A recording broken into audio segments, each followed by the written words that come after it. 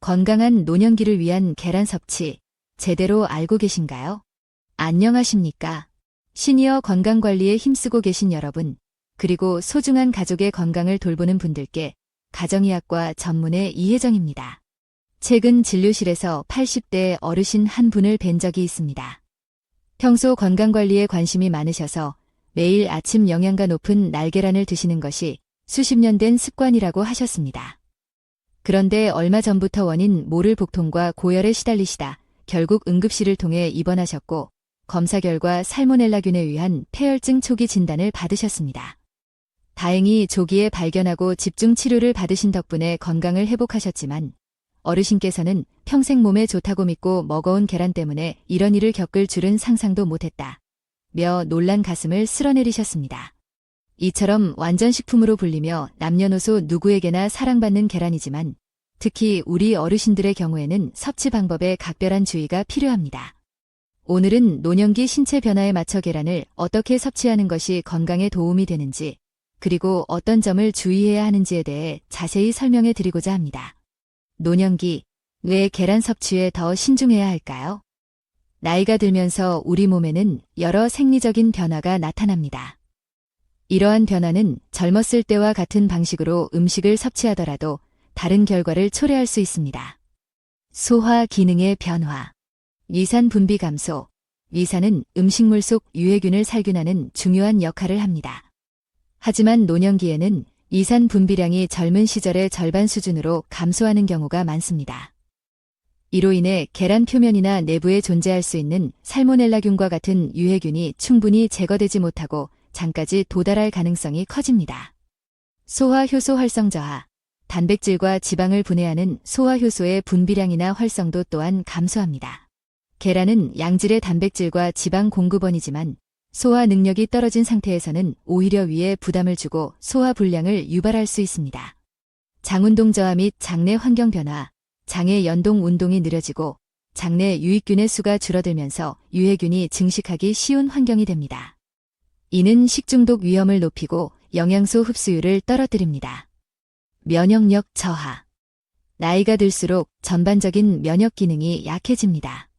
젊은 사람에게는 가벼운 복통 정도로 지나갈 수 있는 식중독균 감염도 어르신들에게는 폐혈증과 같은 심각한 합병증으로 이어질 수 있습니다. 앞서 언급된 윤 할아버지의 사례가 이를 잘 보여줍니다. 만성질환 및 약물 복용. 많은 어르신들이 고혈압, 당뇨, 고지혈증 등 만성질환으로 인해 다양한 약물을 복용하고 계십니다. 일부 약물은 특정 식품 성분과 상호작용하여 약효를 떨어뜨리거나 부작용을 일으킬 수 있습니다. 예를 들어 혈액응고 방지제인 와파린이나 일부 고지혈증 약물은 계란과 함께 섭취 시 주의가 필요할 수 있습니다. 어르신들이 피해야 할 계란 섭취 습관 5가지. 잘못된 계란 섭취는 오히려 건강을 해칠 수 있습니다. 다음은 특히 주의해야 할 섭취 방법들입니다. 날계란 또는 반숙란 섭취. 앞서 강조했듯이 살모넬라균 감염의 주된 원인이 됩니다. 면역력이 약한 어르신들에게는 치명적일 수 있으므로 반드시 피해야 합니다. 아침 공복에 계란만 다량 섭취. 아침, 특히 공복 상태에서는 우리 몸의 코르티솔, 스트레스 호르몬, 수치가 비교적 높습니다.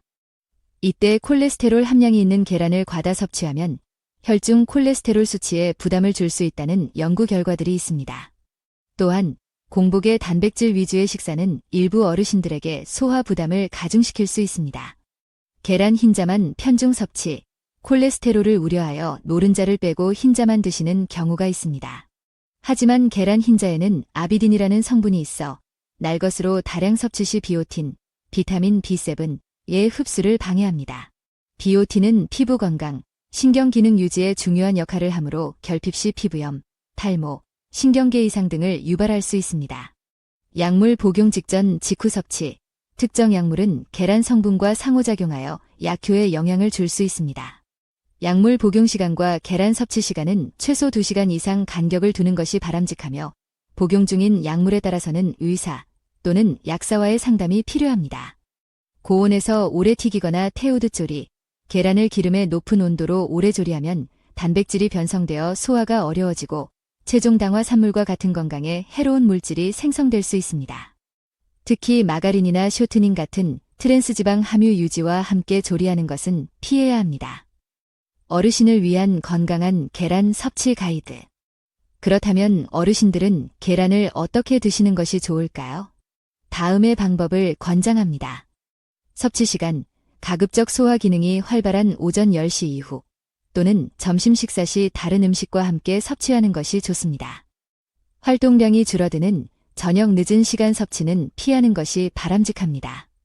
조리 방법, 반드시 완전히 익혀서 드십시오.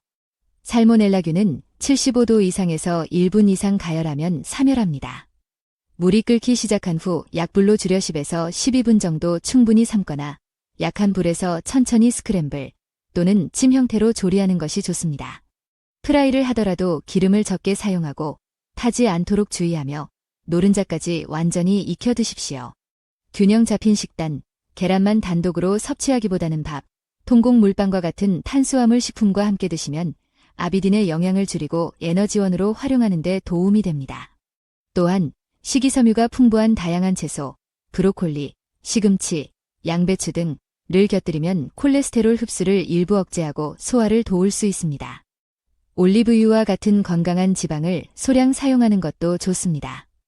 약물과의 간격 유지, 약물을 복용 중이라면 계란 섭취와 최소 2시간, 가능하다면 4시간 정도 간격을 두십시오.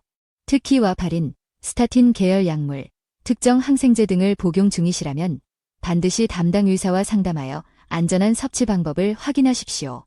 적정 섭취량, 개인의 건강 상태와 전체 식단 균형에 따라 다르지만 일반적으로 건강한 노인의 경우 하루 1개 정도가 적당하며 콜레스테롤 수치가 높거나 특정 질환이 있는 경우 주 2, 3회로 조절하는 등 전문가와 상의가 필요합니다. 계란 보관 시 주의사항. 계란을 구입한 후에는 껍질을 씻지 말고 냉장고 안쪽에 보관하는 것이 좋습니다. 껍질을 씻으면 보호막이 제거되어 세균 침투가 용이해질 수 있습니다. 냉장고 문 쪽은 온도 변화가 잦으므로 피하는 것이 좋습니다. 마무리하며 계란은 분명 우리 몸에 필요한 다양한 영양소를 함유한 훌륭한 식품입니다. 하지만 오늘 말씀드린 것처럼 특히 노년기에는 신체적 특성을 고려하여 섭취 방법과 양을 조절하는 지혜가 필요합니다. 예를 들어 평생 아침마다 날계란 2알을 드시던 80대 박 할아버지께서는 만성적인 피로감과 근육통을 호소하셨습니다. 상담 후 계란을 점심에 채소와 함께 완전히 익혀 드시는 것으로 바꾸고 비오틴 보충을 권해드렸더니 수개월 후 피로감이 현저히 줄고 활력을 되찾으셨습니다. 또 다른 70대 김 할머니는 고지혈증 약을 복용하시면서 약 복용 직후 계란 프라이를 드셨는데 약효가 기대만큼 나타나지 않았습니다. 섭취 시간을 조절한 후 콜레스테롤 수치가 안정적으로 관리되기 시작했습니다. 이처럼 작은 습관의 변화가 건강에 큰 영향을 미칠 수 있습니다. 오늘 제가 드린 정보가 여러분의 건강한 식생활에 도움이 되기를 바랍니다. 하지만 가장 중요한 것은 개인의 건강 상태에 맞는 조언을 구하는 것입니다. 새로운 식이요법을 시작하시거나 기존 식습관에 큰 변화를 주시기 전에는 반드시 담당 주치의 또는 영양 전문가와 충분히 상담하시기를 권해드립니다. 여러분의 건강하고 활기찬 노년기를 응원합니다. 감사합니다. 본 내용은 일반적인 건강 정보이며 특정 질환의 진단이나 치료를 대체할 수 없습니다. 건강 관련 문제는 반드시 전문가와 상담하십시오.